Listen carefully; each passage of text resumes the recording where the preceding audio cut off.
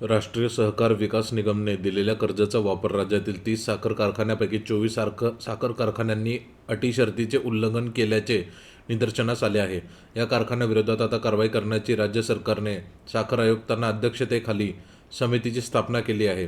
येत्या 15 दिवसात याबाबत चौकशी करून त्याचा अहवाल देण्याचे निर्देश आयुक्तांना दिले आहेत. त्यामुळे या कारखान्यावर आता कारवाईची टांगती तलवार आहे. राज्यातील सहकारी कारखाना बळकटी देण्यासाठी खेळत्या भांडवलाची आवश्यकता पूर्ण करण्यासाठी अनुदान म्हणून NCDCने 32 सहकारी साखर कारखान्यांना राज्य सरकारमार्फत 4,355 कोटी 12 लाख रुपयाचे कर्ज वितरित केले आहे.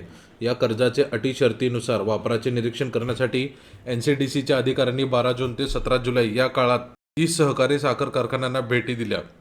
यापैकी 21 सहकारी साखर कारखान्याकडून कर्जाच्या वापरात NCDCला गंभीर स्वरूपाचे उल्लंघन आढळून आले, तर 3 साखर कारखान्यांनी कर्जाच्या वापरात काही प्रमाणात उल्लंघन केल्याचे व उर्वरित 6 साखर कारखान्यांनी कर्जाच्या अटी शर्तीनुसार कर्ज रकमेचा विनियोग केल्याचे आढळून आले आहे.